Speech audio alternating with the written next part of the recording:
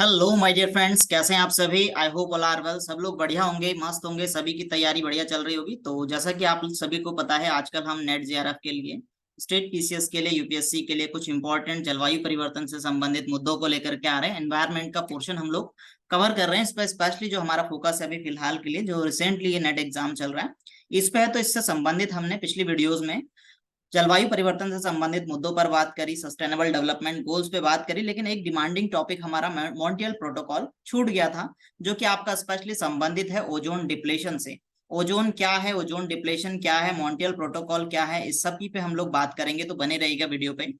तो जस्ट ये हमारा चैनल है योर पाठशाला नाम से, इसे आप सर्च करेंगे तो इस तरीके से आपको यहाँ पर कुछ प्लेलिस्ट मिल जाएंगी, जिसमें कि हमने जैसे ये बात की थी मेजर ऑर्गेनाइजेशंस पे। यहाँ पे हमारा एक कॉन्सेप्ट बॉम्ब नाम से सीरीज चल रहा है, और साथ ही साथ हम दृष्टि आईएएस का जो आपका सामान्य ज्ञान है उसको कंप्लीट करते हुए चल रहे हैं। और कॉन्सेप्ट बॉम्ब के अंदर ही हमारा जो है कि मेनली इसके अंदर हम बात करते हैं इंपॉर्टेंट टर्मिनोलॉजीज पर, जो कि आपकी संबंधित होगी सभी विषयों से। जो भी आपको कहीं पे कोई डाउट होता है कि ये क्या होता है, ये क्या होता है, तो उससे संबंधित हमारा कॉन्सेप्ट बॉम्ब नाम से सीरीज चलती है, और सक्सेस सीरीज नाम से हमारी जीके जीएस की सीरीज चलती है। ये सारी प्लेलिस्ट है, और ये हमारा टेलीग्राम चैनल है जिसपे आपको सारी की सारी पीडीएफ्स अवेलेबल हो जाएगी। क्लास नोट्स इसी पे आपको मिलेंगे, तो इसे भी आप लोग ज्वाइन कर लीजिएगा। डिस्क्रिप्शन बॉक्स में इसका भी आपको लिंक मिल जाएगा, और सारी प्लेलिस्ट भी आपको डिस्क्रिप्शन में मिल जाएगी। ये हमारा सिलेबस है। थोड़ा सा एक ब्रीफ इंट्रोडक्शन आप लोग, इसके बाद हम लोग जो बात करेंगे कि मॉन्ट्रियल प्रोटोकॉल क्या है। तो मेनली मॉन्ट्रियल जो प्रोटोकॉल है आपका, ये मॉन्ट्रियल प्रोटोकॉल ओजोन क्षयकारी पदार्थों के उत्पादन को रोकने के लिए बनाया गया एक समझौता है। कि जो आपका ओजोन डिप्लेशन हो रहा है, मेनली जो ओजोन का क्षरण हो रहा है, उसका प्रमुख कारण क्या है, उससे संबंधित ये समझौता आपका मेनली होने वाला है। इसके अंदर भी जो है कि हम बात करते हैं कि ये जो समझौता आया सामने, ये कब आया, तो ये 16 सितंबर 1987 को ये समझौता जो है कि अपनाया गया। ये समझौता सामने आया, यानी कि एक बैठक होती है मॉन्ट्रियल मॉन्ट्रियल में, जिसको जो है कि मॉन्ट्रियल प्रोटोकॉल के नाम से जाना जाता है। प्रोटोकॉल जनरली क्या होता है, प्रोटोकॉल कुछ नियमों का एक ऐसा संघ है जिसको मानना बाध्यकारी होता है। जहां पर जो जलवायु परिवर्तन की ऐसी कंडीशन है जिनको मानना बाध्यकारी है, उन सभी को जो है कि प्रोटोकॉल नाम दिया गया। जलवायु परिवर्तन से संबंधित बहुत सारे बैठकें हुई, जिसमें हमने कोप सारे कोप्स कवर कर लिए थे 1 से 27 तक। इसी तरीके की और भी बैठकें हुई थी बायोडायवर्सिटी से रिलेटेड, और आपकी जो है कि डेजर्टिफिकेशन को रोकने के लिए, क्लाइमेट चेंज को रोकने के लिए। तो इनमें मॉन्ट्रियल प्रोटोकॉल भी एक जो है कि अहम समझौता था, एक अहम बैठक थी, जिसमें ओजोन क्षरण को रोकने की बात की थी। तो आपको ध्यान रखना है कि जो मॉन्ट्रियल प्रोटोकॉल है वो किससे संबंधित है, ओजोन डिप्लेशन से संबंधित है, ओजोन क्षरण से संबंधित मामला है। ये जो ओजोन क्षरण से संबंधित बैठक हुई थी, ये 16 सितंबर 1987 को आयोजित होती है, ये ध्यान रखना है। जिसे पृथ्वी पर प्रत्येक देश एवं सभी संयुक्त राष्ट्र राज्यों द्वारा अनुमोदित किया गया। मतलब सभी जो इसके सदस्य देश हैं, सभी के द्वारा इसको जो है कि एक्सेप्ट किया गया कि भैया जो ओजोन डिप्लेशन है इसको रोकना पड़ेगा, ओजोन क्षरण को रोकना पड़ेगा। ओजोन क्षरण को क्यों रोकना पड़ेगा, ओजोन क्या है, इस पर भी हम बात करेंगे। लेकिन उससे पहले इंपॉर्टेंट बात ये हो जाती कि संधि पर जो हस्ताक्षर हुए थे वो हुए थे 16 सितंबर 1987 को। लेकिन ये जो बात हुई थी, ये जो डील हुई थी, ये प्रभावी कब से हुई, तो आपको ध्यान रखना है 1 जनवरी 1989 से ये प्रभावी होती है। ठीक है। और इसके बाद इसकी पहली बैठक जो हुई थी वो मई 1 जनवरी 1989 में ये प्रभावी होता है, और इसकी पहली बैठक उसके बाद में मई में 1989 में कहां पर होती है, ये भी आपको ध्यान रखना है कहां होती है। ये मैं इसे रेज कर देता हूं। आप देख पाएंगे कि इसकी जो पहली बैठक होती है ये कहां होती है, हेलसिंकी में ये पहली बैठक होती है, हेलसिंकी में।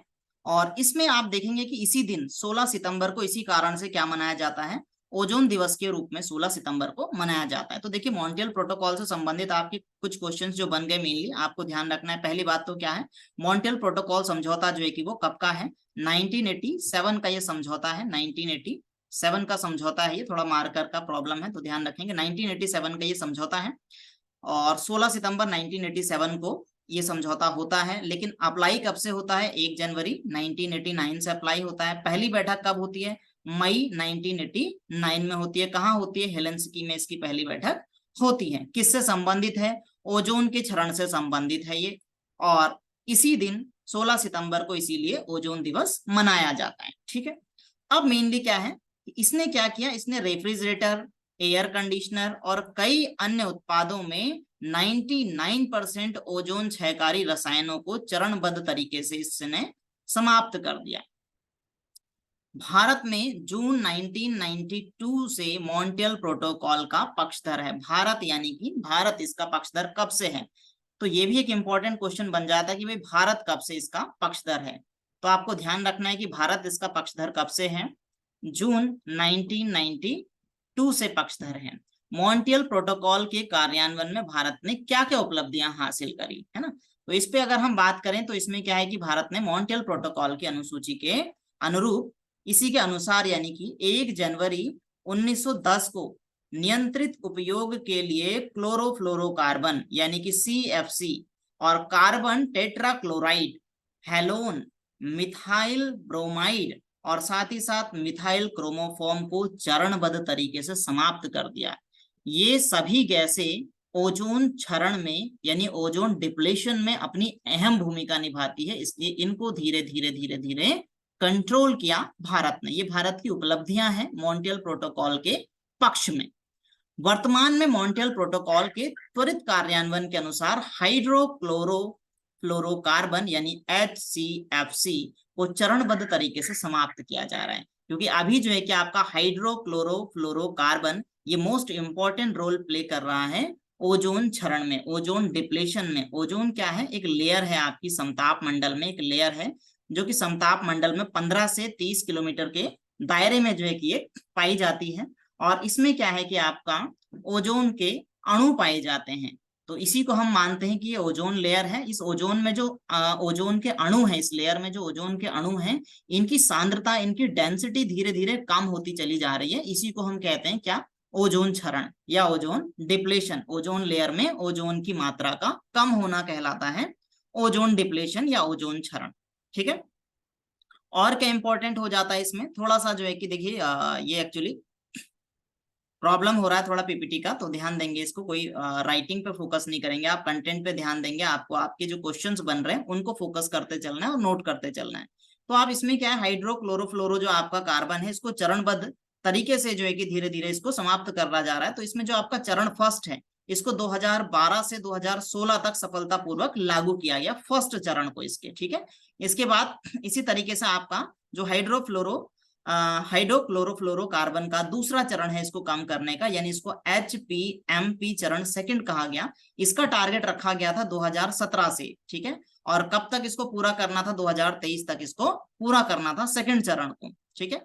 तो अभी ये चल ही रहा है ये चरण। और इसमें थर्ड आपका बात करेंगे HPMP चरण थर्ड जो है ये, इसमें जो बचा हुआ अगला जो टारगेट है ये 2023 से लेकर के 2030 तक का माना गया। तो क्लोरोफ्लोरोकार्बन या फिर आपका जो है कि मॉन्ट्रियल प्रोटोकॉल से संबंधित आपका माना जाएगा कि जो हाइड्रोक्लोरोफ्लोरोकार्बन को समाप्त करने के योजनाएं बनाई गई थी। तो प्रथम योजना के तहत 12 से 16 तक और दूसरी योजना के तहत 17 से 2023 तक समाप्त करने की बात की बचा हुआ। और फिर उसके बाद में अगला जो है कि जो आपका हाइड्रोक्लोरोफ्लोरोकार्बन है इसको समाप्ति का जो अंतिम चरण माना गया वो 2023 से 30 तक माना गया है। मतलब कहने का मतलब यह है कि 2023 से 30 तक पूरी तरीके से हाइड्रोक्लोरोफ्लोरोकार्बन को समाप्त कर दिया जाएगा। उसके यूजेस को पूरी तरीके से भारत क्या कर लेगा? बैन कर लेगा। ये मॉन्ट्रियल क्योटो प्रोटोकॉल की शर्तें हैं। क्योटो प्रोटोकॉल अलग है, मॉन्ट्रियल प्रोटोकॉल की ये कुछ कंडीशंस भारत ने अपनी तरफ से बताई हैं कि हम ऐसा ऐसा करेंगे। और साथ ही क्या, रेफ्रिजरेटर और एयर कंडीशंस में जो आपका एयर कंडीशनिंग है, इसमें मैन्युफैक्चरिंग सेक्टर सहित सभी मैन्युफैक्चरिंग सेक्टर में जो आपका हाइड्रोक्लोरोफ्लोरोकार्बन है इसका जो फेज आउट है इसको 1 जनवरी 2025 तक पूरा कर लिया जाएगा। ठीक है।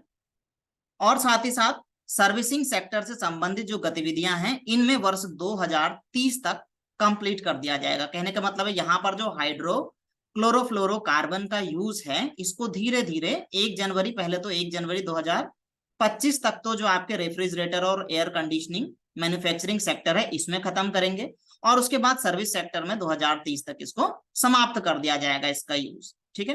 तो फिर एक बार फिर से आपको थोड़ा सा समअप अगर हम करें, मॉन्ट्रियल प्रोटोकॉल कब का है? 1987 का है। आपको ध्यान रखना है कब होता है? 16 सितंबर 1987 को होता है। लेकिन इसको एक्सेप्ट कब किया जाता है, अपनाया कब जाता है? 16 सितंबर 1987 को जो है कि इसको पूरी तरीके से अपनाया गया। और जो है कि इस पे जो है कि सॉरी, ये तो यहाँ तो बैठक होती है। और 1 जनवरी 1900 1989 तक, 1989 में ये प्रभावी होती है, और इसकी जो पहली बैठक होती है वो मई 1989 में होती है। किससे संबंधित है ये मॉन्ट्रियल प्रोटोकॉल? ओजोन के क्षरण से संबंधित है। ठीक है, ओजोन के क्षरण से संबंधित है, ध्यान रखना है। ठीक है, और भारत इसका कब से पक्षधर बना? भारत यानी कब से इसका पार्टिसिपेंट है? तो आपको ध्यान रखना है जून 1992 से भारत इसका पक्षधर बनता है। फिर बात करते हैं कि भाई हम ओजोन की बात कर रहे हैं कि जो मॉन्ट्रियल प्रोटोकॉल होता है ये ओजोन परत की वजह से हो रहा है, ओजोन के क्षरण की वजह से हो रहा है। तो ओजोन परत मैंने आपको बताया, ओजोन परत क्या है? ओजोन परत एक ऐसी लेयर है समताप मंडल में जिसमें ओजोन के अणुओं की काफी ज्यादा सांद्रता है, यानी कि ओजोन के अणु है बहुत सारे, ओजोन गैस यहाँ पर अवेलेबल है। और क्या हो रहा है, ये हाइड्रोक्लोरोफ्लोरोकार्बन की वजह से इन ओजोन के जो कणु हैं, सॉरी जो अणु हैं, ये अणु धीरे धीरे कम होते चले जा रहे हैं। इनकी डेंसिटी, इनकी सांद्रता, इनकी मात्रा धीरे धीरे कम होती चली जा रही है ग्रीन हाउस गैसेस की वजह से, क्लोरोफ्लोरोकार्बन की वजह से, और बहुत सारी और जो गैसेस है इनकी वजह से धीरे धीरे ये कम होती चली जा रही है। और इनके कम होने से क्या हो रहा है कि जो सूर्य से आने वाली पराबैंगनी किरणें हैं ये इनको रोकती है धरती पर आने से, लेकिन अगर इनकी डेंसिटी कम होती चली जाएगी तो फिर ये परतें, ये जो अल्ट्रा वायलेट रेज हैं, पराबैंगनी किरणें, ये डायरेक्ट धरती पर आ जाएंगी। तो ओजोन परत क्या है? पृथ्वी की सतह से कहां पर है आपको ध्यान रखना है, 15 से 30 किलोमीटर की ऊंचाई पर लगभग, है ना, समताप मंडल में है। कहीं पर आपको 10 से 40 भी देखने को मिलेगा, लेकिन मेनली जो आपको एग्जाम में पूछा जाएगा, जो आपको लिखना है, वो 15 से 30 किलोमीटर है। लेकिन कई बुकों में आपको, जो नॉर्मली वैसी बुकें हैं, उनमें आपको 10 से 40 किलोमीटर भी देखने को मिलेगा। बट आपको एनसीईआरटी का ध्यान रखना है, 15 से 35 किलोमीटर ये एनसीईआरटी का आंकड़ा है। ठीक है, और क्या है रासायनिक सूत्र है इसका ओजोन का? O3 इसका जो है कि रासायनिक सूत्र माना जाता है।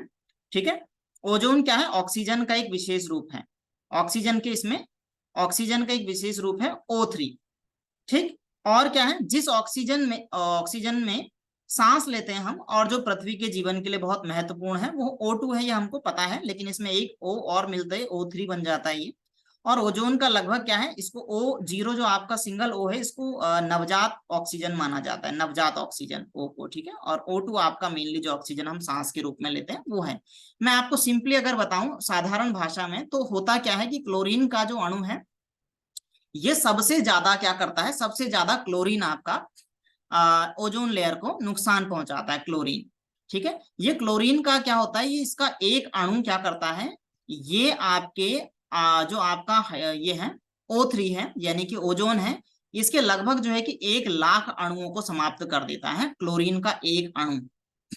ठीक है, तो इसलिए ये क्लोरीन बड़ा ही नुकसानदायक है। ये क्या करता है, जो आपका O3 है ना, ये O3 को तोड़ करके, O3 को O2 प्लस O में तोड़ करके, यानी कि नवजात ऑक्सीजन में तोड़ करके, ये क्या करता है, जो आपका क्लोरीन है, ये क्लोरीन जो आपका सिंगल O है, इससे क्या कर लेता है, रिएक्शन कर लेता है, इससे क्रिया करके क्या कर लेता है, ClO बना देता है, ClO में कन्वर्ट हो जाता है। और ये जो आपका O2 है ये सेपरेट बच जाता है, ये O2 बच जाता है, यानी कि कार्बन डाइऑक्साइड आपका, सॉरी, ये जो O2 बच जा, खाली O2 बच जाता है, ये वापस से फिर O3 नहीं बन पाता है। ये टूट तो जाता है O3 O2 में, और O में टूट जाता है, लेकिन वापस से O3 नहीं बन पाता है।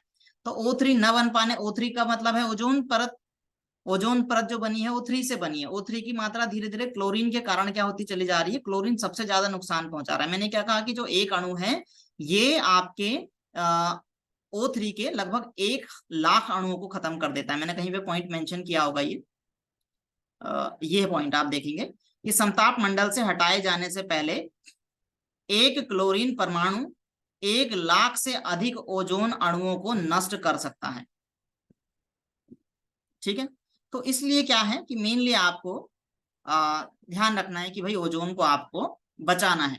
ओजोन परत आपकी धीरे धीरे खत्म होती चली जा रही है। ये क्या करती है, ये आपकी मेनली, थोड़ा सा अगर हम इसको बुक के अकॉर्डिंग देखें, कुछ नोट्स के अकॉर्डिंग देख लेते हैं इसको, तो क्या है, यहाँ पर दे रखा है पृथ्वी की सतह से 10 से 40 किलोमीटर के बीच होती है। इसको आपको ध्यान नहीं रखना है, गलत है। ये मैं डेटा जो है कि आपको एनसीईआरटी का डेटा ये है, आपको इसको ध्यान रखना है। पॉइंट बाय मिस्टेक ऐड रह गया, मैं इसको हटाना चाह रहा था, लेकिन आपको ध्यान रखना है कि ये क्या है, 15 से 35 किलोमीटर के बीच है ओजोन परत। ठीक है, और क्या है, ओजोन का लगभग 90% प्राकृतिक रूप से पृथ्वी के ऊपरी वायुमंडल यानी समताप मंडल में, ये पॉइंट आपको ध्यान रखना है। दूसरी बात क्या है, ओजोन क्या करती है, आपको हानिकारक पराबैंगनी किरणों से बचाती है। तीसरी आपको क्या ध्यान रखना है कि जो आपकी अल्ट्रावायलेट रेज होती हैं ये 3 तरह की होती हैं, ए बी सी, ठीक है। इसमें इसीलिए यहाँ पर लिखा अच्छा ओजोन, क्योंकि कुछ बुरा ओजोन बुरा भी है। तो ये क्या है, अच्छा ओजोन धीरे धीरे मानव निर्मित रसायनों को नष्ट किया जा रहा है।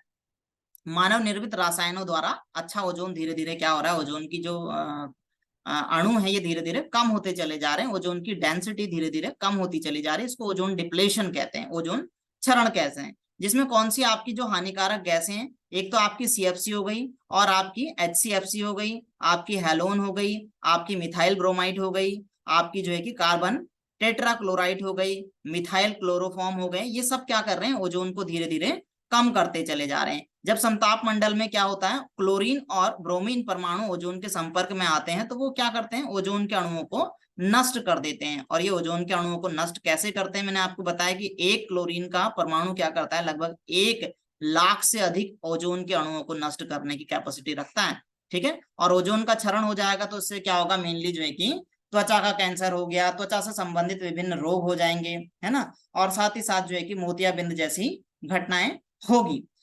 ओजोन की बात करें तो हाल ही में क्या है, भारत ने 28वां जो है कि विश्व ओजोन, सॉरी भारत ने नहीं पूरे विश्व ने ही मनाया है, लेकिन क्योंकि जो ओजोन है ना आपका, ओजोन मेनली क्या है आपका, इस पर सभी, क्योंकि हमारी अकेले की नहीं है, वायुमंडल सभी का है, और इस वायुमंडल में ही ये पूरी लेयर है जिसमें डिप्लेशन हो रहा है, तो ये पूरे विश्व ने मनाया है। तो हम कहेंगे कि क्या है, भारत ने 28वां विश्व ओजोन दिवस मनाया है। तो 28वां विश्व ओजोन दिवस मनाया अभी हाल ही में, जो ओजोन दिवस निकला है। अब तो होगा 2023 का भी होगा, 16 सितंबर 2023 में, लेकिन फिलहाल हम 22 की अगर हम बात करें तो इससे आपका प्रश्न बन सकता है। तो 22 की अगर हम बात करें तो 16 सितंबर को जो विश्व दिवस मनाया गया, 16 सितंबर 2022 को जो मनाया गया, उसका थीम आपसे पूछ सकता है। तो आपको ध्यान रखना है इसका थीम क्या है, मॉन्ट्रियल प्रोटोकॉल @35, पृथ्वी पर जीवन की रक्षा करने के लिए वैश्विक सहयोग।